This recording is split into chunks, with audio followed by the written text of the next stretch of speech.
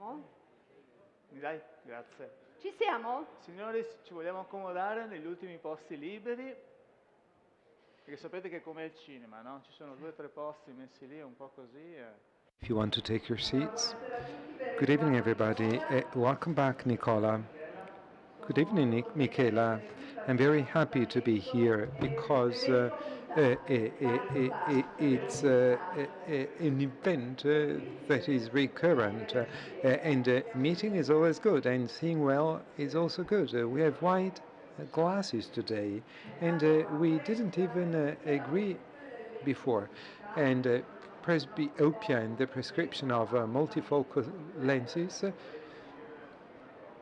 I'd like to tell you something. Michela Buga has been managing with me for 5 editions the forum on presbyopia. She's a scientific journalist, and she really wanted to learn and get into the nuances of our business, our market, and please an applause. Thank you so much.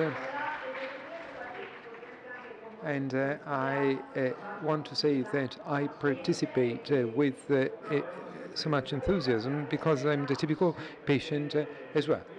And a surprise, before starting the roundtable, extremely rich roundtable, would like to invite somebody that escaped from us in Naples. In Naples we gave career awards, and this person was in the Caribbean probably. And do you want to know who it is? Dr. Francesco Gilli? An applause. Welcome. Maria, the Caribbeans, Hong Kong. Let's get to the center of the stage. Dr. Gillian Career Award is given by the president of the ANFAO Group, Massimo Barberis. I hope it brings good luck.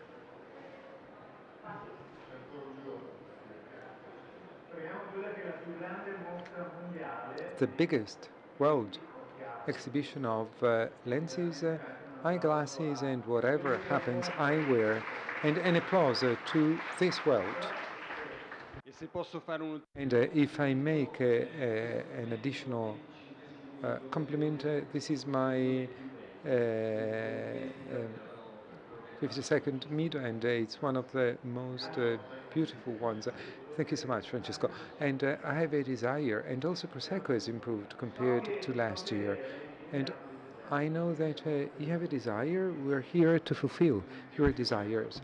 My desire is to share this award with the Mido team that is here, and I'd like them to come next to me, because without them we would have done nothing. Please join us. Please join us. You don't have presidents today because they have so many interviews to give, but it's an award they deserve. All the presidents that worked in the past few years, that gave us indications, guidelines, strategies, and paved the course. And then, thank you so much for the award. It's an award for all of them, up to Marco. It's a team that works day and night all year round, and these days they do every possible effort, big passion. We should thank Mido, because Mido believed, apart from product categories, Mido believed in the importance of the dialogue between categories, and the fact that today we speak here at this roundtable is also so thanks to you. And we hope it's the beginning of another successful path. This year, figures prove we've been successful, and yesterday, today, high numbers. Things were going so well. Thanks a lot to each one of you, because thanks a lot to all of you. Mido is a wonderful event. Thank you so much. You deserve the award. Thank you. Pensiamo a un Mido col quarto anello. Cosa dice Gilli? Facciamo il quarto anello del Mido.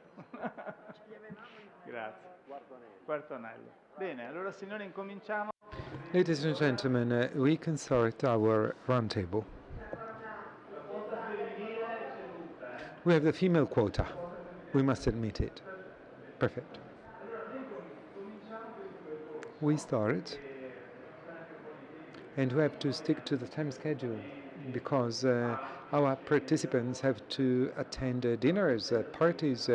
You are the Swiss woman, and I am from Veneto, you're from Switzerland. Let's start immediately. Just like I said at the beginning, we started 1 year ago here at Mido with the idea that has been present for so many years, but we could never transform it into practice, collaboration between the eye doctor and the optician. I first saw them many years ago on different positions because things are already changing, time is ready. And yes, we met 1 year ago at the Naples Forum. We started working and today we'll submit the result of the work done, and then the team met before Christmas. Today we're here to make a reflection, looking ahead to the future and to then submit the proposal, a memorandum of understanding between opticians and eye doctors. So, as it's many of them will ask them to come to the stage in small groups, and not all of them. If you didn't attend the forum in Naples, well, here we have top figures that want to find a solution together. So I invite Professor Francesco Bandello, President of the Society of ophthalmologists and a full professor.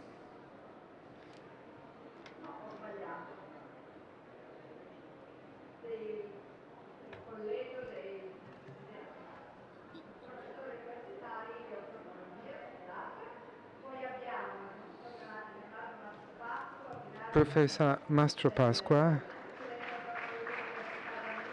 President of the D'Annunzio Society Pescara, Paolo Nucci, University of Milan, Medicine Faculty, President of the Italian Society of Pediatric Ophthalmology and Strabismus.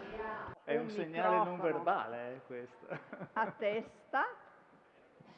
Ecco qua. Allora, un po' l'idea iniziale era quella di... The initial idea, yes, was to... I have defined you as the three wise men. Usually we always start with the wise men that are consulted, and because we shared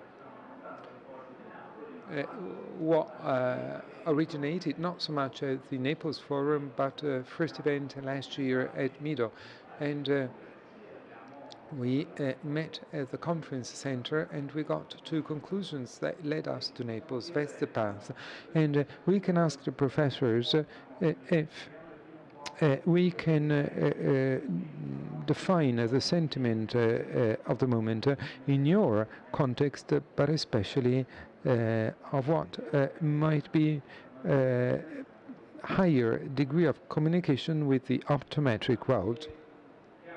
Well, thank you so much for having me, and thank you so much for the request.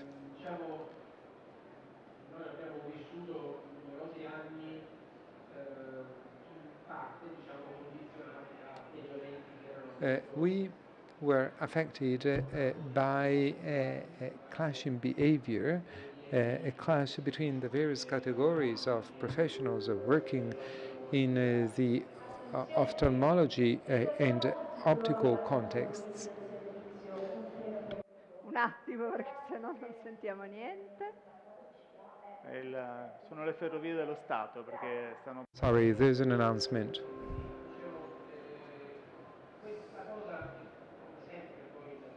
As usual, in the case of human beings, it depends on the attitude you have, the positions you take, the stances you take. And I believe that an exaggerated clash is of no benefit to anybody, and vice versa.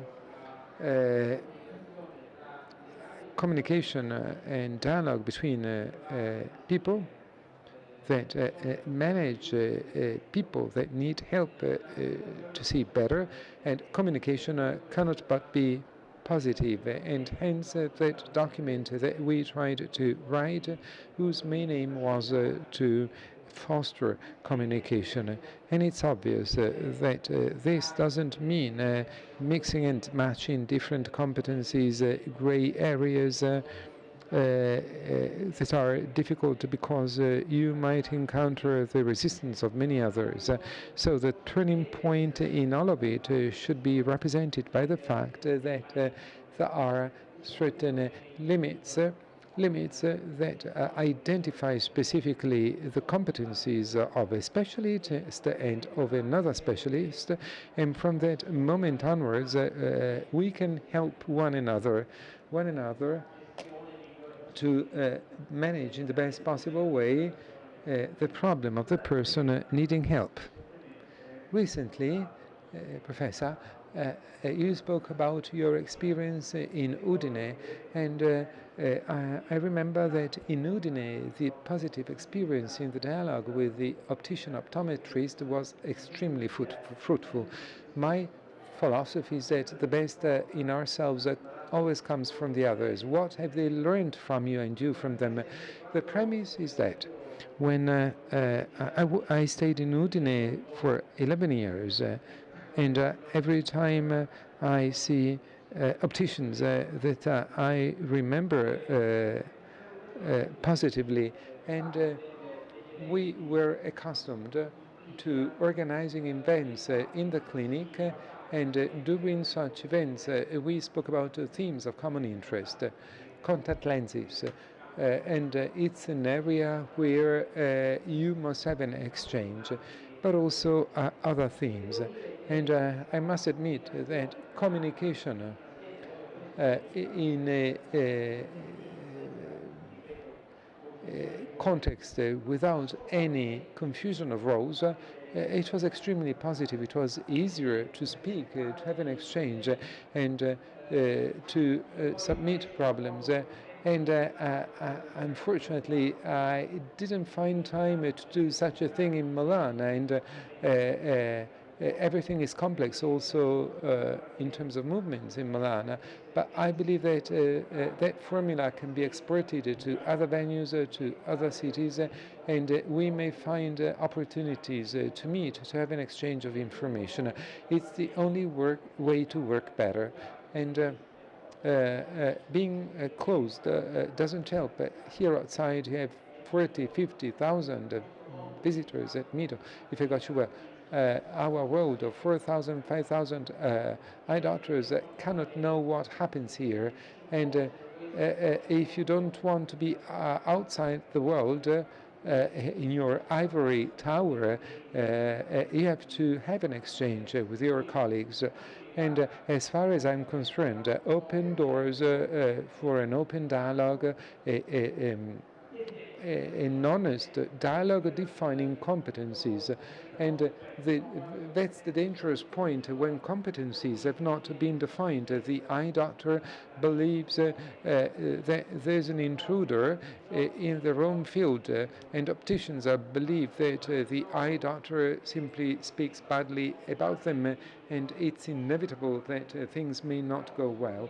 But and the document we talked about before is one of those elements that might better define what each one should do in the sector. I believe that this is positive for everybody. I'd like to give the floor to Professor Mastrapasqua, that I believe agrees on what Professor Bandello said.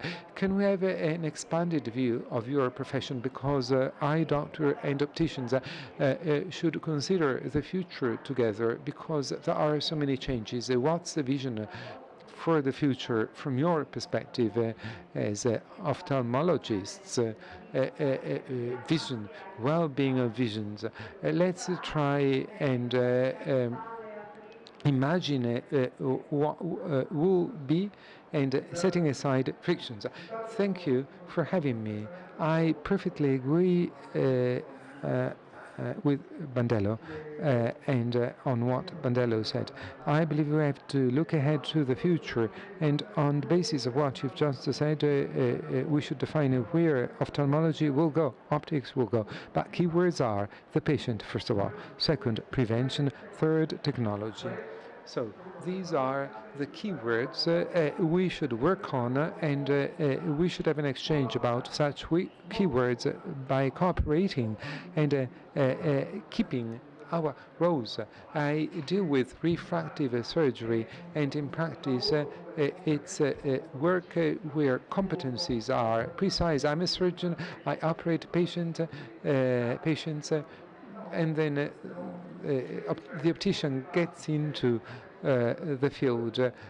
Subdivision of competencies is very clear in this field, but technology and technological progress and the future of technology and technology goes on incredibly well. The problem is that very often in terms of diagnosis the two categories get close and they get closer through the machine. The machine helps us, just like opticians, to make diagnoses if we want to make subtle diagnoses.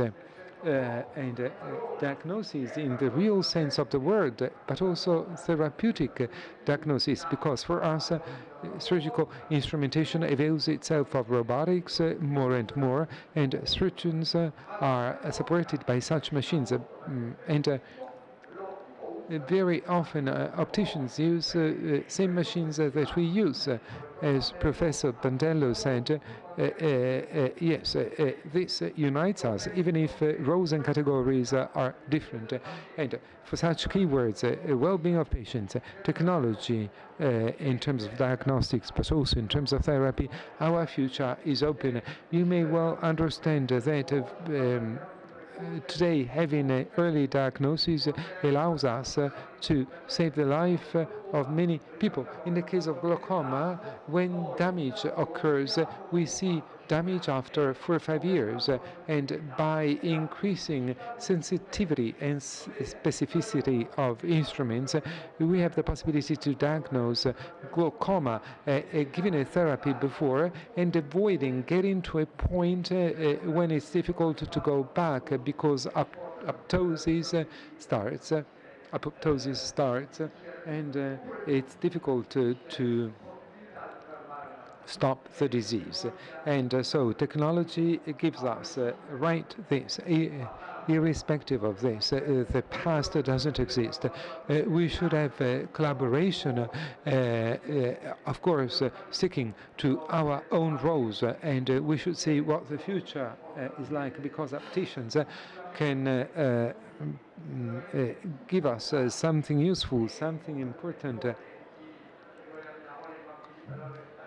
For example, the lenses to stop myopia in children, and they might make us understand. In the case of my work, refractive surgery, I can operate the patient before, instead of waiting for the disease to get stabilized before I get it, before I stop it, and so collaboration is fundamental. And I would like to congratulate you on this event, Miro. And just like he said, it's a big opportunity for us to see a completely different world. And the rationale is that we have to establish a dialogue, and our market, our world loses opportunities when there's no dialogue with the medical world. Also because, said between us, our market it grows quite well. It can be useful for eye doctors. It grows in terms of value, but in terms of quantity, it's a bit stagnant. You may understand that each member of the team has to cooperate, trying to give the best for the benefit of the patient. I am a coach of the football team. And as for soccer figures, we speak about opticians, eye doctors, optometrists, you have optometrists, they have specific roles in all of this. It's a great pleasure that Francesco and Leonardo express this type of opinion, and I would add to the keywords mentioned by Leonardo another word: training. I'm convinced that by educating people in the right way, and by also expanding training, including optometrists, and the eye doctor shouldn't be a spectator but a trainer, and this will allow for also respect for mutual competencies. And today, seeing with sadness physics universities hosting optometrists, I would prefer to have optometrists trained by us, eye doctors, and what will this allow to specify the roles, but to be guides for each other. I have very strong relationships with some opticians, and for me they are reference points in the same extraordinary advantage that we have in a context where nobody thought we would have cooperation. Pediatric setting, when we spoke about pediatric age, the optician couldn't act, and today with the defocus lenses we have virtuous cooperation to the benefit of everybody. I have many opticians referring patients to me so that I can approve an optical therapy, and I send patients for optical therapy that may have good results.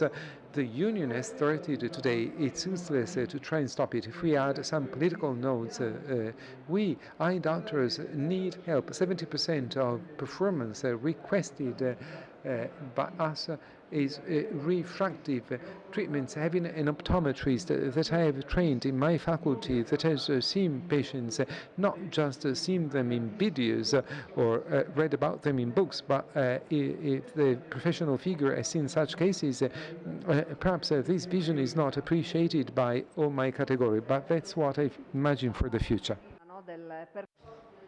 And you also had an experience as far as myopia is concerned, and this is a fully virtuous collaboration, in my opinion. Patients are referred to me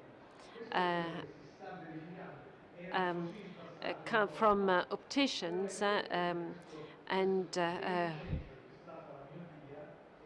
well, the myopia has been a game changer, and the industries which have acted as a pioneer have really changed the rule of the games.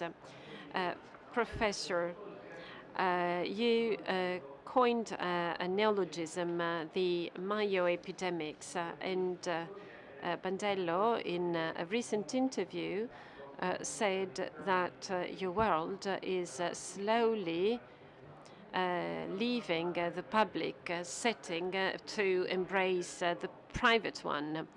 So my question to opticians is the following. What will be the implications of the privatization of opticians?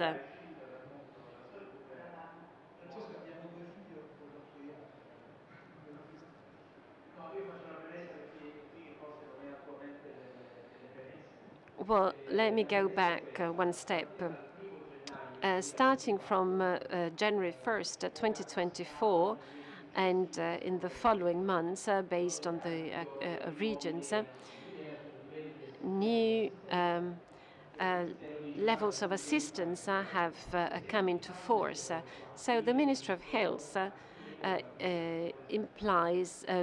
defines specific levels of assistance. And if these levels are provided, you get a certain amount of money from the ministry. But these levels of assistance that have come into force in January see a reduction in eye activities. And well, the cataract in particular, which is the most important procedure for eye doctors, has experienced a significant drop. The amount that is paid by the ministry to the clinic is really very, very low. In other words, the amount is so low that the hospital doesn't have any interest in making these cataract procedures. It may well be that in the future, the eye doctors in the hospitals will be asked to avoid cataract surgery, because for hospitals it's not cost effective. It's much better to increase the number of hip prostheses, for example, where the amount is much higher, and so that hospitals can cover the costs.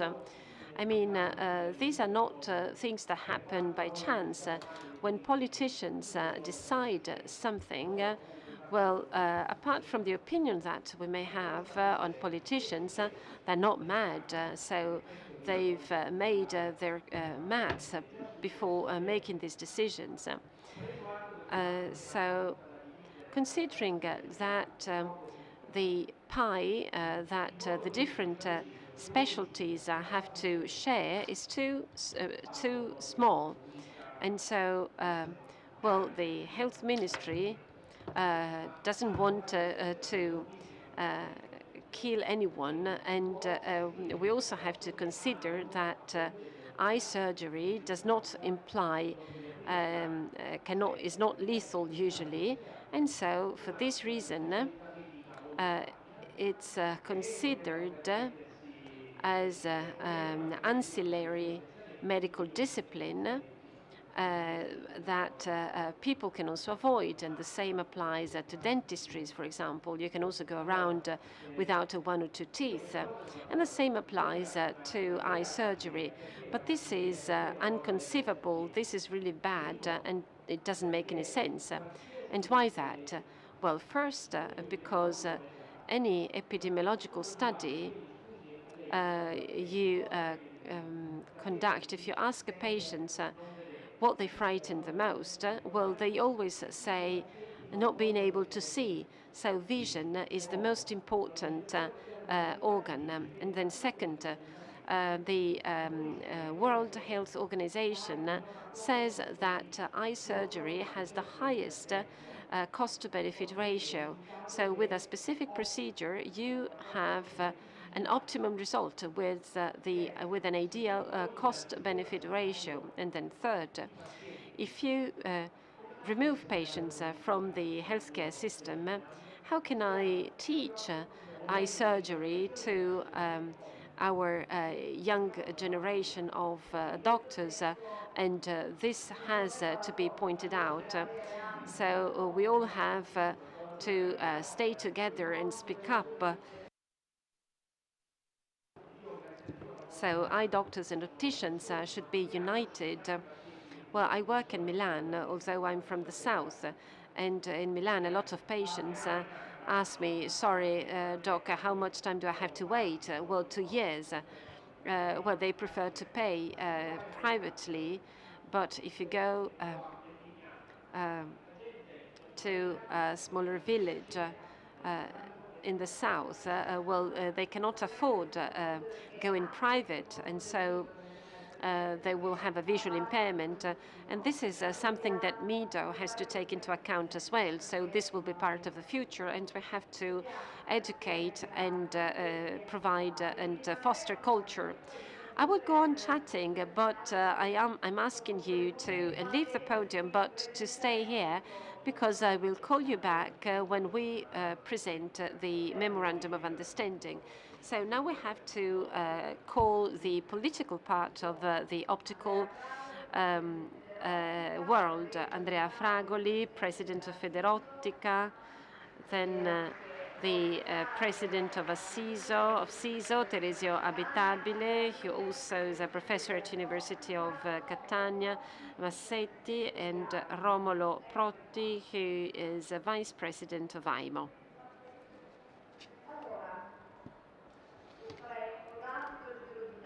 So, if you agree, I will quickly. Well, but Massimo Barberis is missing. Well, he's the host. Please, Massimo, sorry.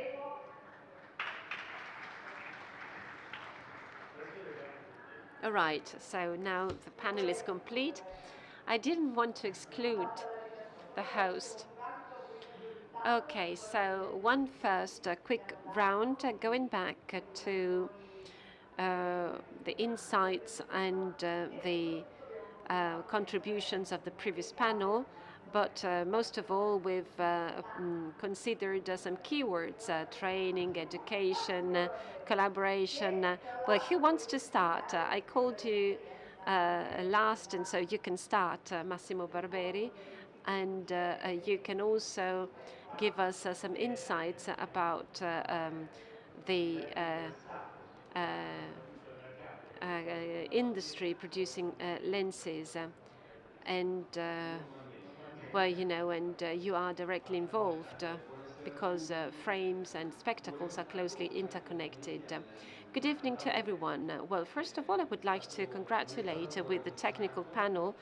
It was not mentioned yet, but since the Naples Business Forum, hard work was done in order to be able to present something concrete today.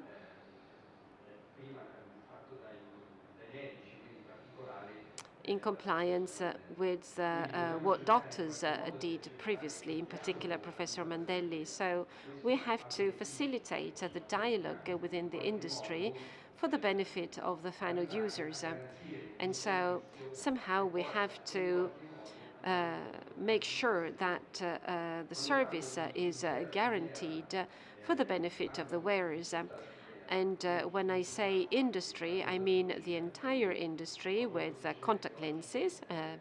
And I see with pleasure that Assotica is present here today. It's a new entry, but plays a very important role.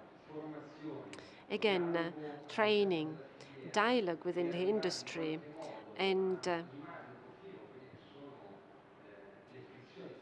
reducing the friction that has always characterized our sector, eye doctors versus opticians, will certainly be a successful recipe for those who wear spectacles every day. So we have to combine a social need, as we heard from doctors before, so as to guarantee the best possible visual effectiveness and visual accuracy, because this is a social need. On the other hand, we have also a commercial and entrepreneurial need that needs to be fulfilled, and these are the opticians. So the role of the industry is that of an interface between the two parties so as to facilitate the dialogue so that the two worlds can work together. I liked a lot the reference to innovation. In this sector, innovation is really key, and sometimes it's hard to put innovation into practice.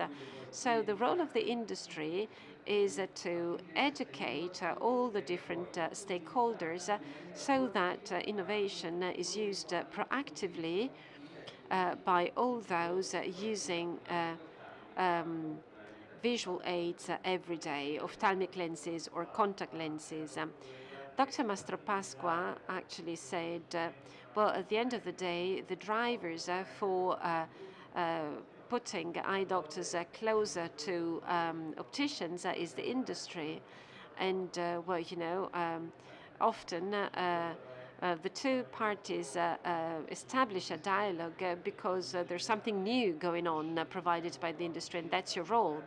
We shall not forget that today approximately 80% of the visual aids given to final consumers are less than 4 years old. And this means that in general, our wearers want to have innovation.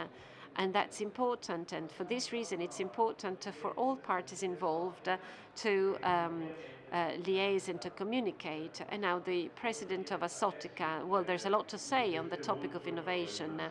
I liked Massimo's words a lot. In the previous technical panel, we talked about roles and responsibilities. And I also wondered about the role of the industry. Well, the industry controls a very important part of the market, which is the consumer and the trend, their needs, and translates all this into products and services. And all this is made available to the professionals in the field. We are part of a supply chain that can work successfully only together. A lot has been said about communication. As we know, communication is never enough. And I must say we have to make huge progress, both as a Sotica and as a contact lens producer, so that all the actors in the field have a comprehensive knowledge of what is going on. And then Calossi and Nucci previously really opened up my heart when they talked about peripheral defocus when talking about myopia. I think we need projects that can better capitalize on this innovation so that innovation is really novel and really new and not just a Me Too technology. Who wants to add something? Who wants to contribute? Well, we as IMO is an association with about 2,200 eye doctors. It was set up in 2010. This year we celebrate the 15th anniversary, and we will have a congress in November. Going around, I was really impressed about the number of visitors in these huge pavilions. And I was really impressed about the exhibition of the diagnostic equipment by companies that usually participate in our congresses with booths that are usually much smaller than the ones that I saw here. And so this means that an effective collaboration must be established between the two associations.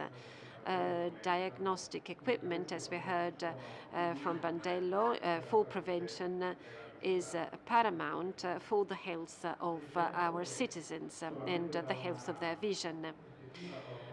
Well, of course, only with profitable collaboration we can achieve direct control over phenomena that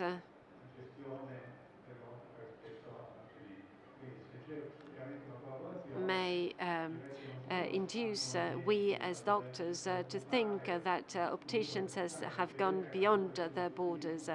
And so thanks to a closer collaboration, and if opticians are part of the game, we can have a double check and a better control over any abuse or illegal measures. And what was presented is absolutely important. We as associations of the medical world are absolutely in favor.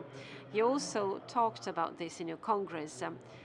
At the IMO Congress, we had a session entirely dedicated to this topic, and we also had communications that were shared between the medical and the optical world.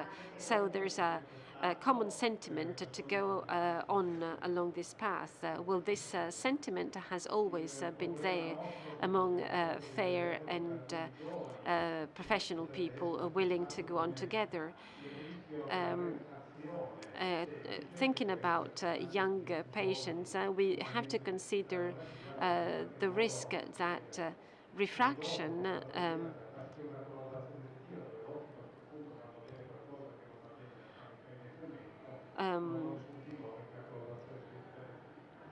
can be tackled correctly. Avitabile, and then we will close with our chairman. Professor Avitabile. Well, first of all, thank you for the invitation and congratulations. 1 year has passed since my first participation at MIDO. Last year, I participated at MIDO for the first time as a viewer, as a visitor, and then my friend Nucci involved me. I shared my thought with him, and I said we should stop this conflict and we should start a collaboration.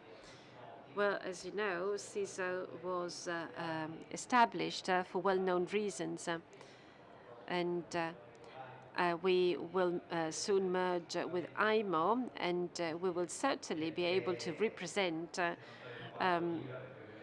most of the eye doctors. Well, we will certainly reach the 3,500 members, so we represent the eye doctor field. And I said we were coming from an after-war period and we had to rebuild everything from scratch. Well, to come to MIDO, I was blamed.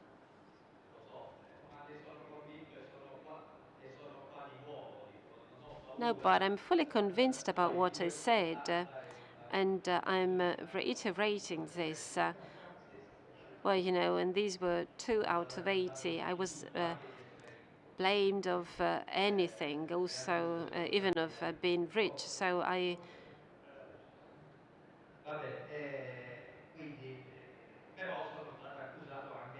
was accused and I was blamed of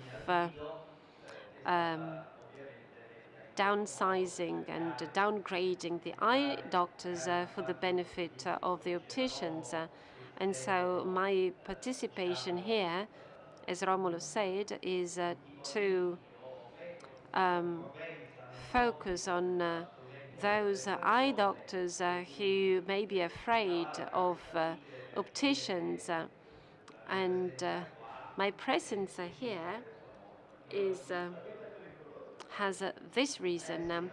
Well, you have a dangerous life. Well, eye doctors have a dangerous life. Well, my life is particularly dangerous. But no problem. Well, this conversation will certainly be recorded and will be found on the web. So it's Nando Fabiano who started that. But I'm convinced about what I'm saying. Since last year's MIDO, as Paolo said, we have to strike a balance. Okay, let's strike a balance. What have we achieved during this year? Only words or something concrete as well? Well, we had a meeting at the OCT forum. We had a meeting all together in Milan to pursue this project on understanding who does what. Then we had a meeting in Naples on presbyopia, and we discussed this topic again. And then, and I'm referring to what I did, well, in Catania, we had at least 2 or 4 meetings on the collaboration with opticians. In one of the meetings, you even had to add additional chairs in the room.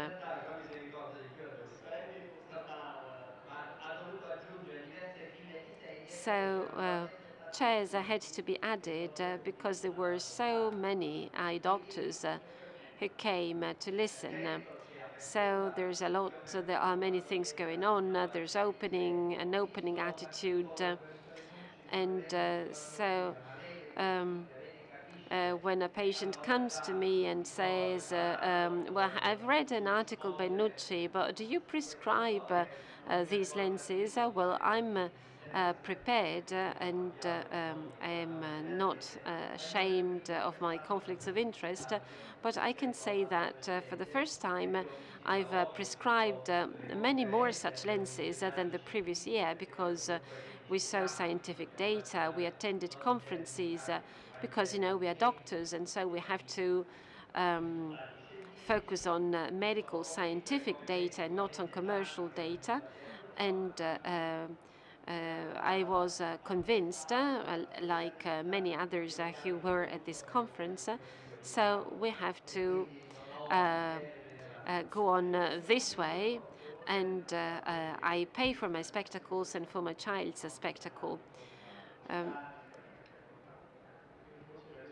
Well, the answer to the fact that eye doctors can support the growth of the quality of life is for eye doctors to know more. Well, the world is changing. We saw at our CISO Congress in April that symposia were organized on optics, on lenses for presbyopia, and they were organized by optics and eye doctors together. Well, I always asked, but why are these people coming to present these eye drops that are well known, and why don't opticians come saying that there are specific lenses with specific features? But this year we had 5 events that really opened up our mind, and so we have to go on along this path. Because what is happening here is not happening by chance.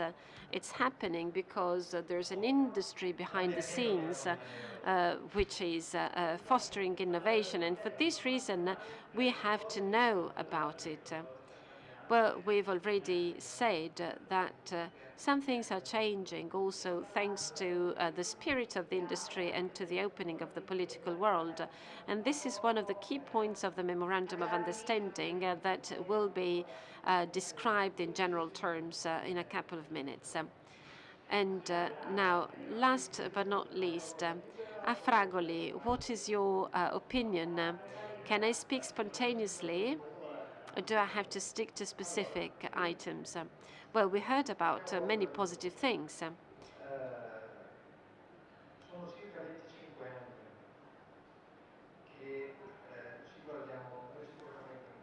Well, we have been looking at each other badly for 25 years, not with me.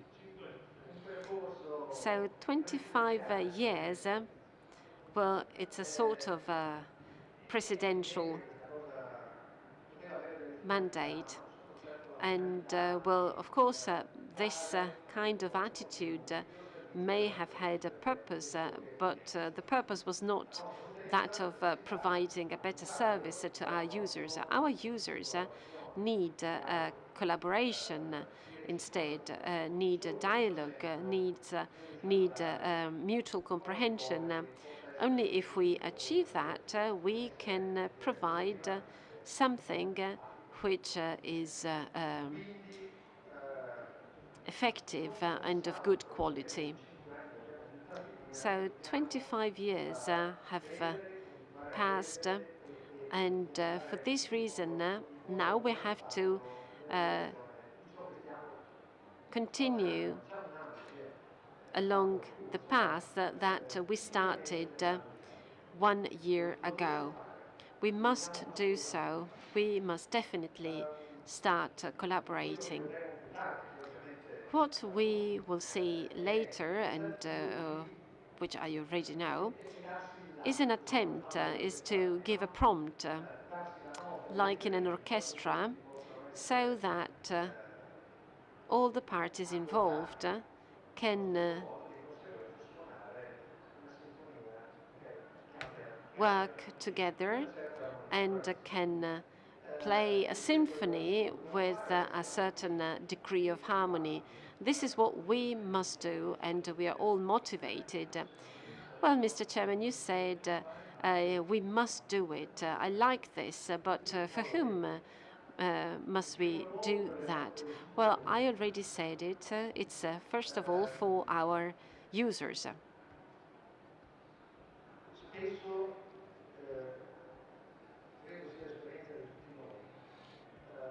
I think we all share this experience. We are often embarrassed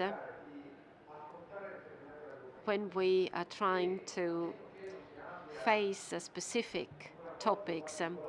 And unless you have a special relationship with the counterpart, I don't know, I have a friend of mine who's an eye doctor, and if I need him, I call him and I said, well, I'm referring a patient to you because I have this and that problem.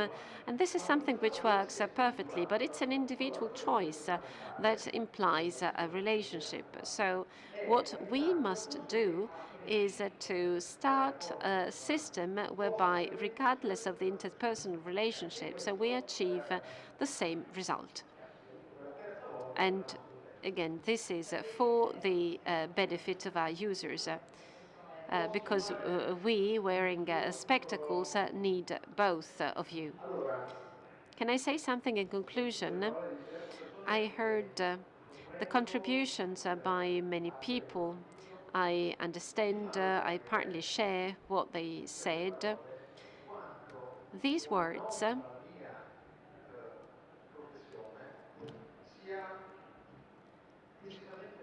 show how special our profession, our job is.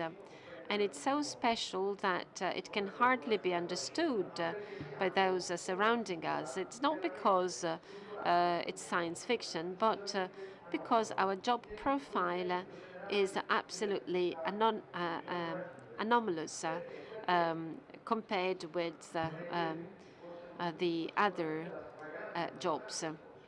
Most of us are small entrepreneurs, and we are not ashamed about that. The supply of the visual aid is a very important moment. If there were nobody providing the visual aid, well, the service would not make any sense. And the same applies to dentists or other jobs. So the supply is a fundamental part. But then we are in a field, optics and optometry. So optometry means measuring. Then, of course, in some countries, optometry has become completely different, has grown a lot. American optometrists are almost eye doctors, because there are so few eye doctors that optometrists have become extremely specialized, but this is not the case here in Italy.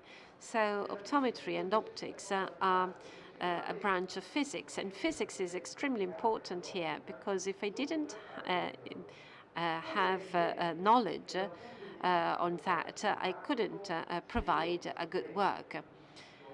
And then from a practical viewpoint, if I were a student and if I had the chance of having access to a clinic where hundreds or thousands of patients are referred to every day, well, it would be really important.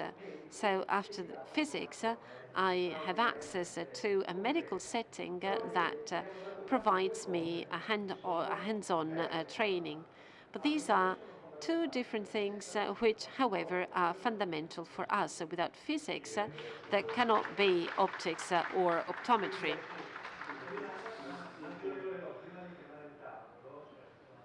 Sorry, before calling the technical panel, can you add just one remark? Well, the patient, the consumer, is at the core of our world, as Andrea said, and this is very important. And we have an ethical mission, which is wonderful, improving their quality of life. If we remember this, the information on the visual aids is a must, because it allows us to better work.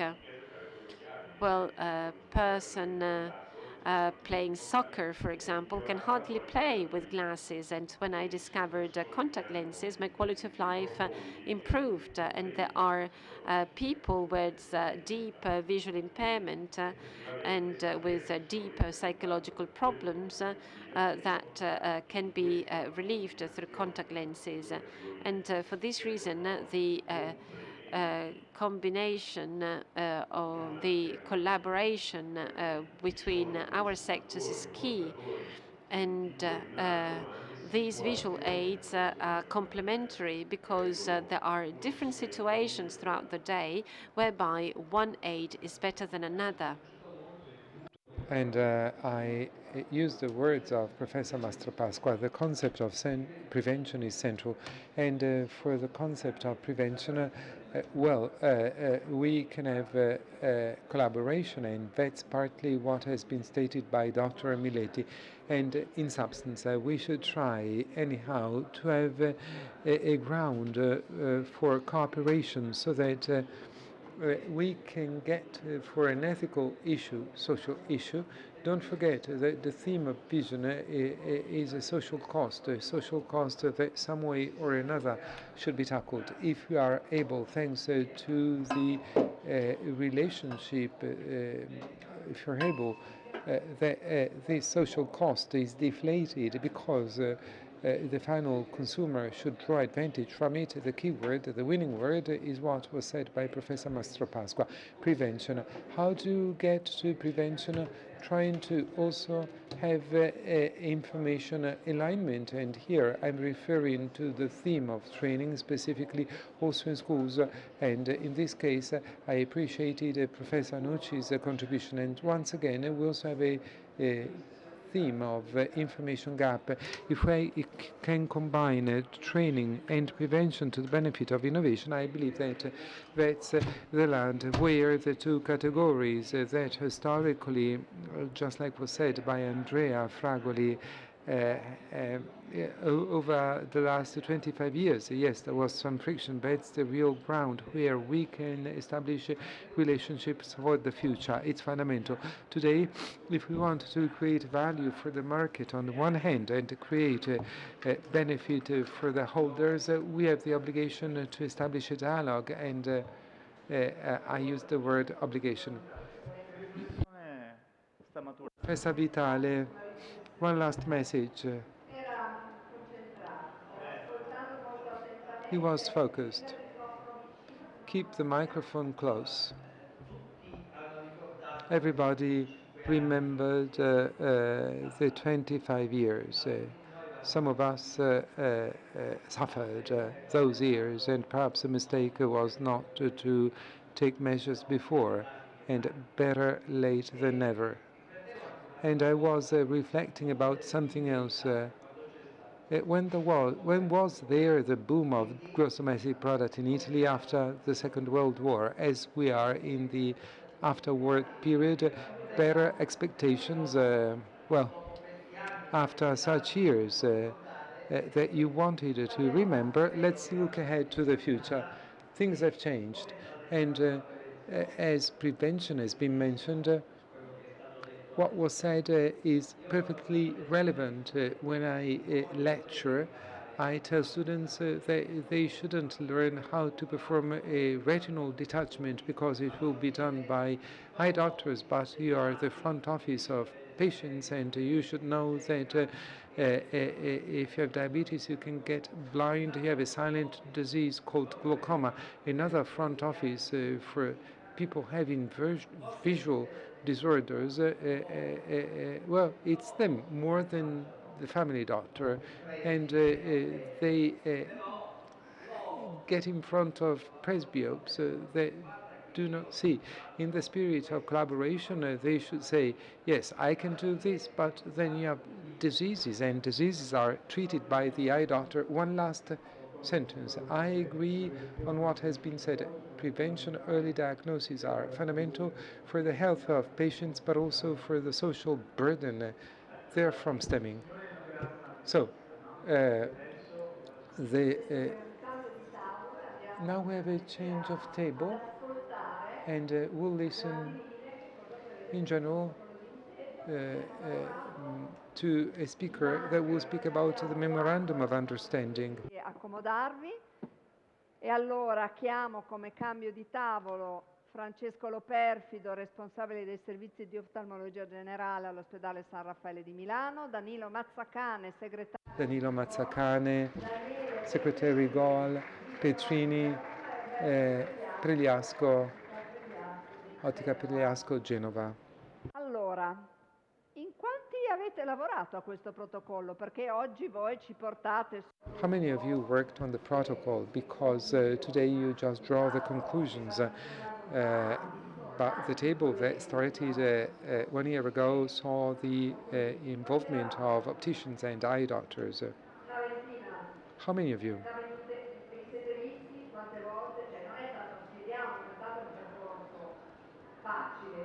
It was no easy task, exchange of emails.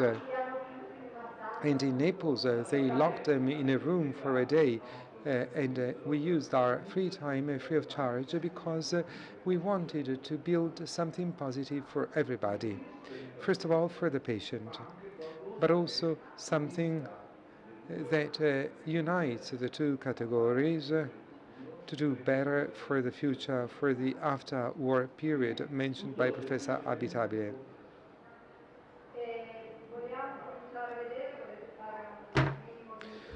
Would you like to give us some introduction? Let's give the floor to opticians and eye doctors. Please do express the sentiment. Were there riotous moments or was it quiet from the very beginning?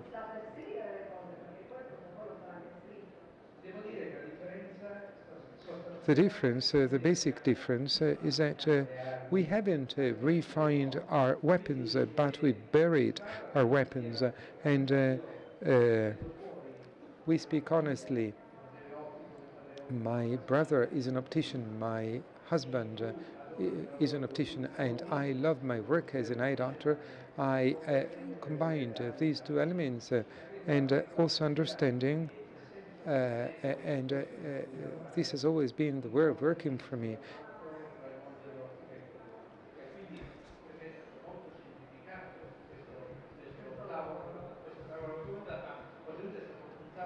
And it was an interesting cooperation. Problems came to light, but especially the possibility to have a brightening future for both of us. If we can have the voice of representatives of opticians, please. And it was interesting to have an exchange because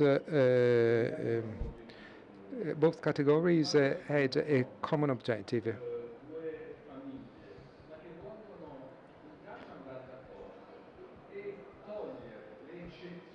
And removing the exceptions that always exist in every category, and they become a reason to quarrel, and seeing with optimism a market, a world where we can build together in full respect of competencies, mutual competencies. It was a technical table.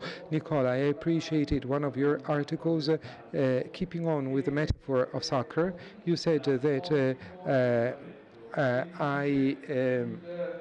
doctor and optician, it's an equal score. The patient user works. And I like to speak about a win-win situation, and I see spectators, the industry that is satisfied at the table.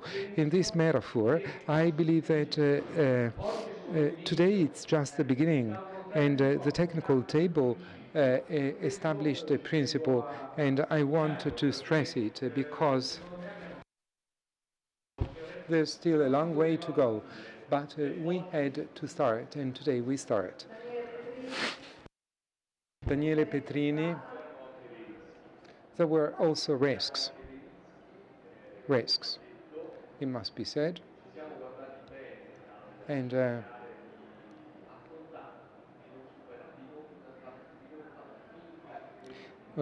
we didn't want to pretend such risks didn't exist. What convinced me, I speak from my personal experience, what convinced me to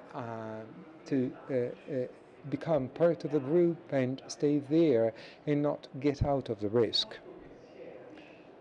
We decided to speak together about something, and those that do a certain thing, I deal mainly with contactology, and interdisciplinary approach is indispensable, and it's also quite obvious, and this risk might have been solved, and speak about virtuous experience, trying to make a list of them, avoiding the last risk mentioned by Preliasco, that is to say,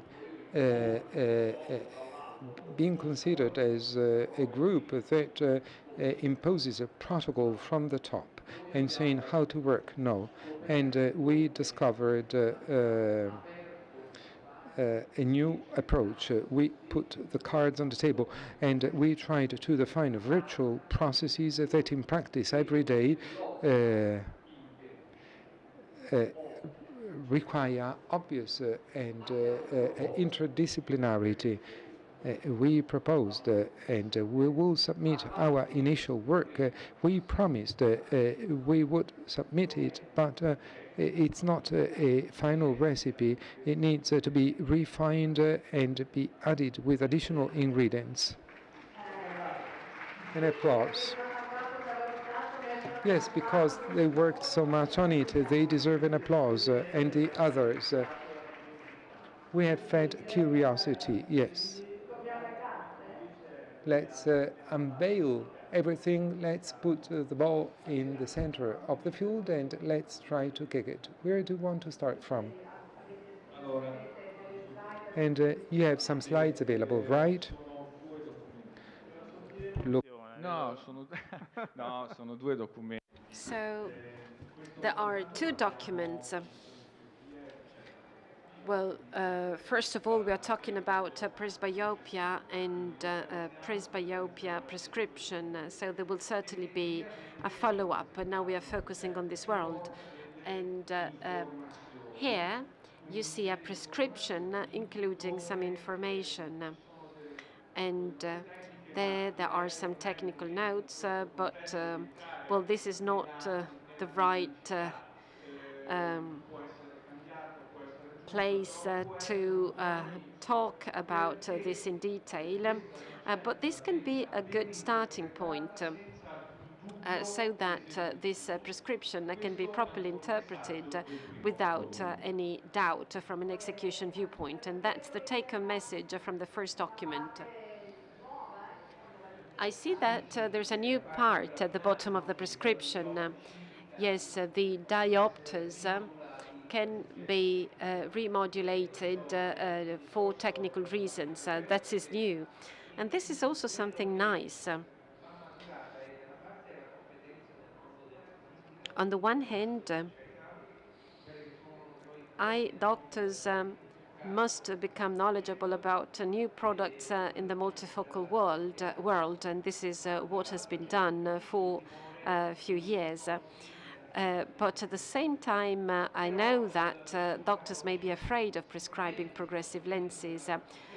Well, there's certainly a technical aspect to take into account that can depend on the type of frame, on the type of lens. So the type of construction of design that the optician is responsible for. And so this interchange, this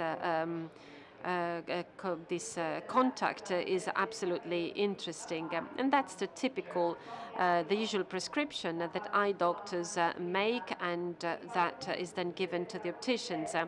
But I know that there are also data sheets that are filled in by opticians. So if I go to the opticians instead of going to the eye doctor first. Yes, but first of all, let me say something. The ideal path is usually blocked when the eye doctor has to find a solution which is different from the usual. And so the fact that the technical solution can be adapted or remodulated, well, this is really fundamental. And this is a flag that is a sort of a declaration for a dialogue. It certainly requires goodwill. This is what I wanted to highlight. It's a declaration of readiness, and it's also a declaration of responsibility for the optician who receives this prescription. To be clear, let me add something. It's not that the eye doctor's prescription is wrong. It's the design and it's the manufacturing of the multifocal product that leads to this flag. And thanks to this, we can fulfill the needs of the patient. The collaboration between eye doctors and opticians can allow to adapt the product in order to fulfill the needs at best. It's not chasing mistakes.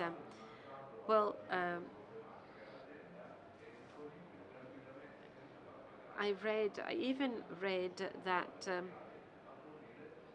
in case of problems in adaptation, companies are ready to provide a second product for free. So should adaptation fail for a technical mistake in the manufacturing of the glasses, it's a technical error. No one is to blame. But most importantly, the patient is satisfied and must be satisfied and happy, and also the people who worked have to be satisfied. Okay, let's go on.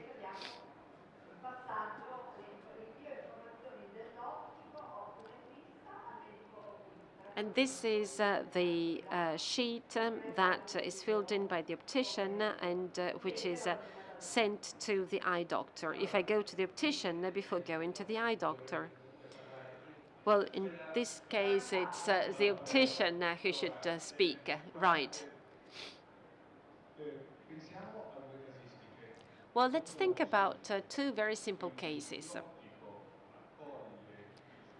An optician receives and welcomes his user, controls, checks everything. There are no alarm signals, and eyeglasses are prepared, and the optician sends the technical data of the eyeglasses to the eye doctor.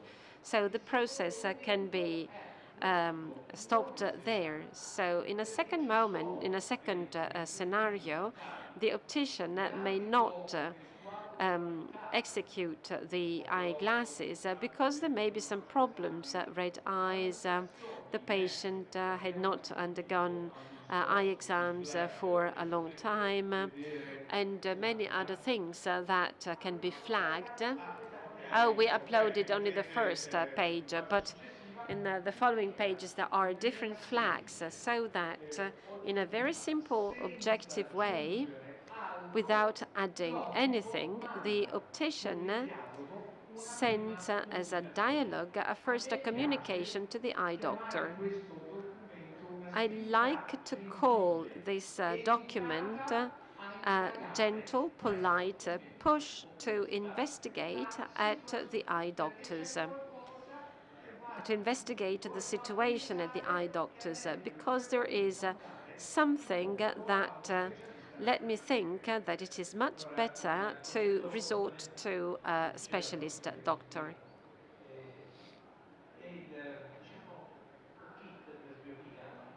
Then we have a presbyopic kit, and this set connects eye doctors and opticians. It's an innovative manual for progressive lenses, including all innovations about progressive lenses, training offers that, in my opinion, should be organized jointly. As Avitabile said, we should consider shared paths also for specialty schools. And then we have an information folder for the adaptation of the fitting of the progressive lenses. And this is very important as a communication tool for the final user, and a folder for the customers. This folder contains a set of rules on when to book an eye exam, depending on the age, and well, then the optician would be in charge of communicating through this folder with the patient. And an optician should say spectacles are okay, but prevention is important. Let me underline one very important thing here. When we, as eye doctors,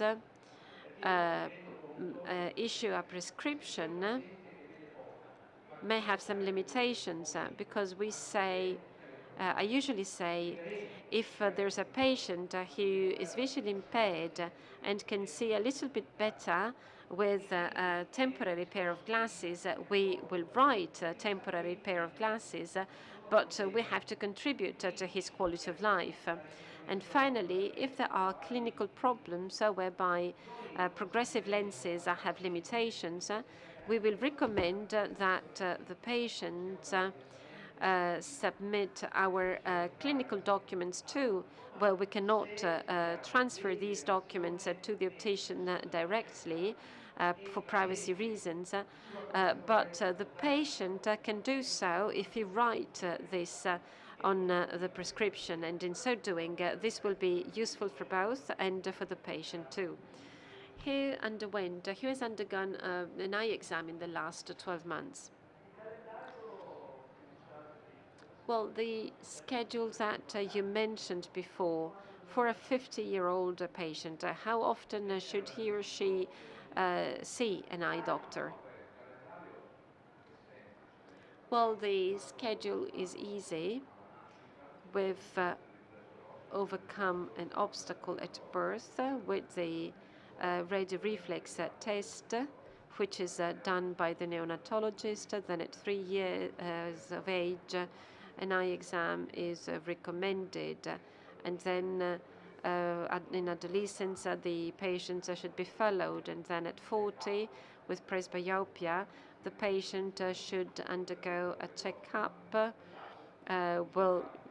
visual checkup, which is useful, especially for those with a family history for that disease. And after that, how often?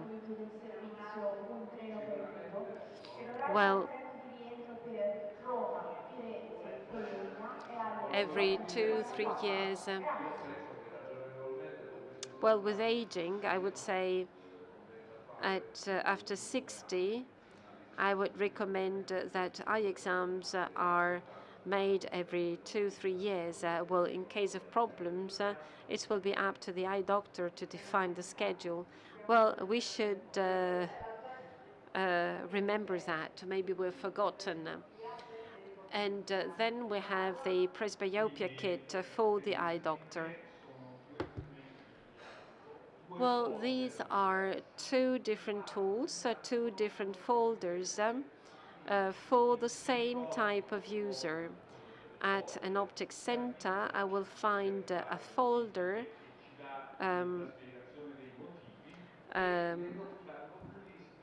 highlighting the need for eye exams and the schedules. In the waiting room, there will be a folder describing the optical solutions for presbyopia.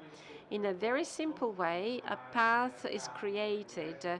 The layout, the graphics should be very similar, but the contents and the competencies are different, so that the user can better understand how to proceed and how to behave. And finally, if I may, we have another thing which is even more important, the Presbyopia Observatory. Within these two documents,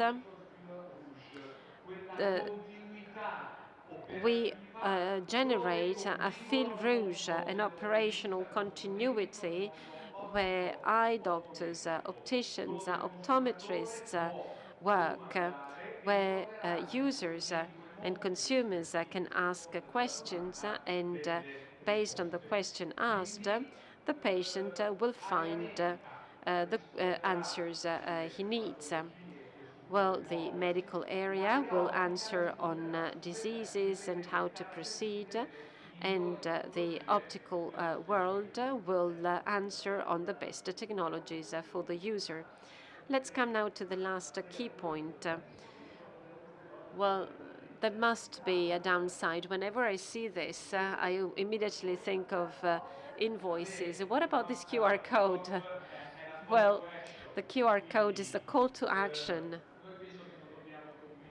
I think we do not have to convince anybody, but if we want this project to start, all doctors are invited to write, and all opticians are invited to write as well. So it's a journey.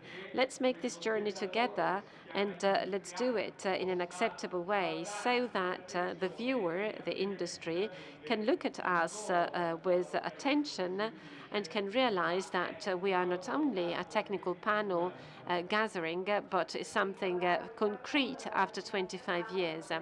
So please scan the QR code and enter your name and surname, so that your contact details are stored, and so that you can be involved in this, let's say, fil rouge. Well, in reality, it's an exchange of information which becomes wide, but also restricted to an eye doctor and an optician in case of a problem, to avoid that the problem is underestimated or neglected. Through an email or through contact details, the final user will realize that he will be followed by a professional, and that he's taken seriously. Let's move to the last slide. No, it's finished. All right, so if I may, I want to add one remark in conclusion. Well, for sure, teamwork is our future.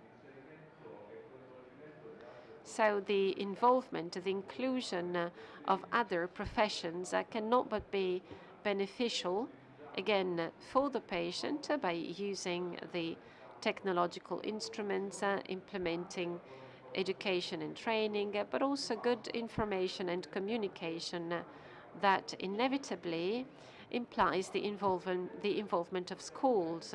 Since childhood, we have to take on the responsibility of teaching to see. This is what we have to do in order to fight against fake news and the nonsense that is circulating. If you just think about vaccines, well, the conclusion is quite simple. It's a nice adventure, and well, we do have the spirit to move, and going back to the post-war period, it's a sort of a Marshall Plan. All right, this is just the beginning, and hopefully at the next Presbyopia meeting in November, there will be some figures to update.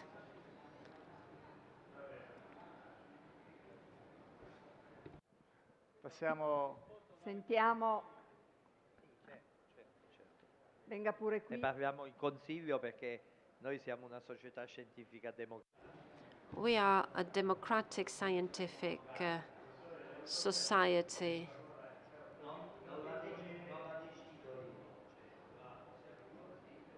So I'm not the one who decides, and decisions are made by the board.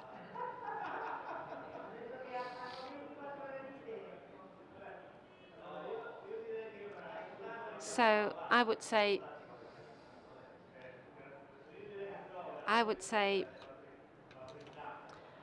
well, we should celebrate such an achievement. Well, I think Fabiano and Mido have organized a cocktail. Thank you.